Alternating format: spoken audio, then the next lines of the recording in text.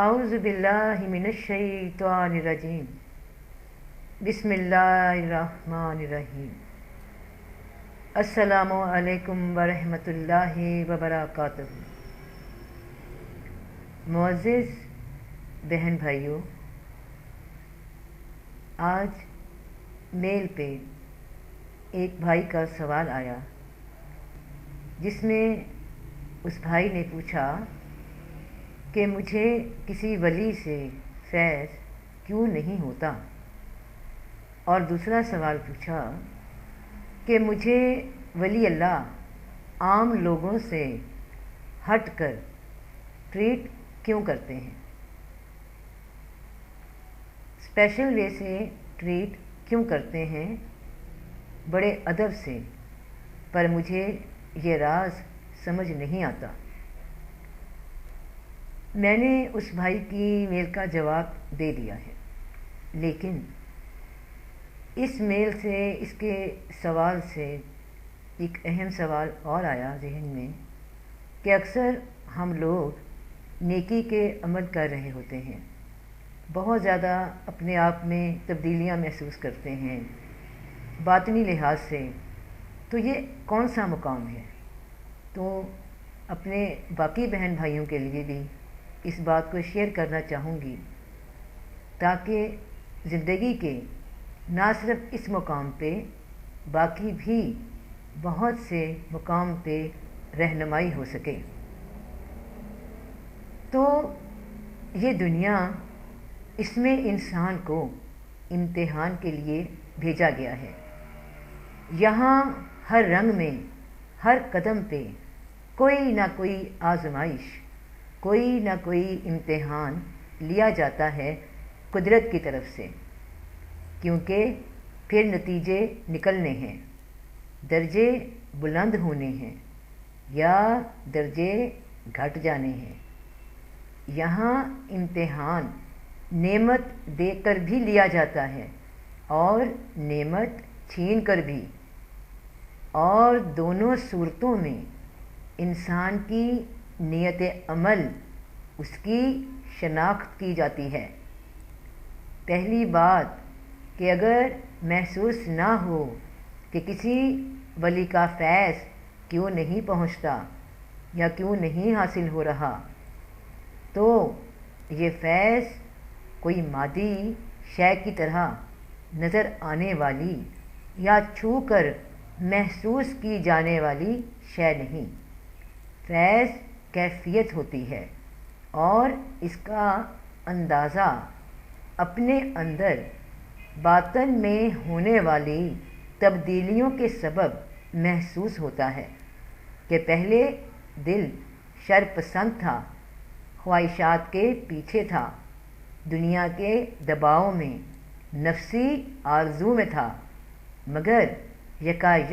تبدیلی آئی، دل میں ٹھہراؤ آیا، سوچوں میں سکون آیا، اور حاصل کرنے کی شدت میں کمی آئی، اور دل نیکیوں کے کاموں میں راغب ہوا، تو سمجھ لینا فیض کسی کی طرف سے اللہ کے حکم سے حاصل ہوا،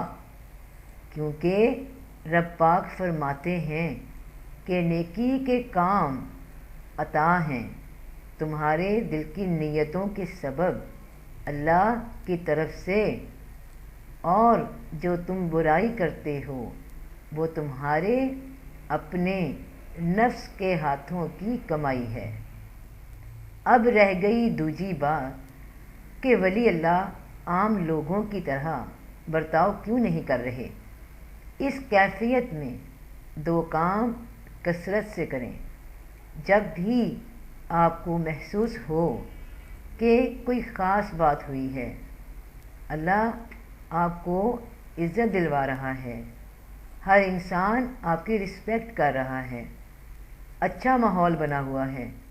تو یاد رکھنا کہ ہر عمل، ہر اچھائی، ہر برائی، ہر واقعہ، ہر حالت اور حالات امتحان ہی امتحان ہیں۔ تو اس کیفیت میں دو کام کثرت سے شروع کرنا، ایک اللہ کا شکر جتنا بھی کر سکو، اور دوجا استغفار کا ذکر جتنا بھی کر سکو۔ شکر عاجزی عطا کرے گا، عاجزی کو مستقل رکھے گا، تاکہ جس راہ کے مسافر ہو اس پہ آگے بڑھتے جاؤ جہاں تک اللہ پاک لے جائے۔ اور استغفار اس لیے کرتے رہنا کہ راہ حق بڑا نازک، بڑا احتیاط والا مقام ہے، جہاں لوٹنے کو اس متاع کو،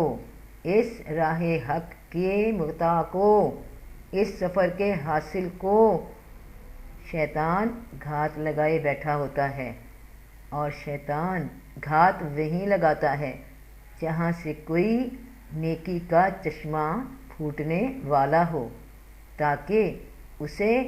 پنپنے سے پہلے ہی روک دیا جائے، دبا دیا جائے۔ جب بھی خیال آئے کہ سلوک باقی لوگوں سے ہٹ کر خاص کیا جا رہا ہے تو خوش مت ہونا، حیران مت ہونا، اللہ کی طرف رجوع کر لینا اور پڑھنا لا حول ولا قوت الا باللہ۔ عاجزی میں آ جاؤ گے، برتری کے خیال سے بچ جاؤ گے، اور اس کے بعد جب اس عمل میں استقامت آ گئی، تم مستقل ہو گئے، تو اللہ کے رنگ دیکھنا، خاموشی سے، شکر سے، ادب سے اللہ رنگ لگا دے گا رنگ انشاءاللہ۔ فی امان اللہ۔ سبدہ بھلا، سردی خیر، جیتے رہو بہن بھائیوں، فی امان اللہ۔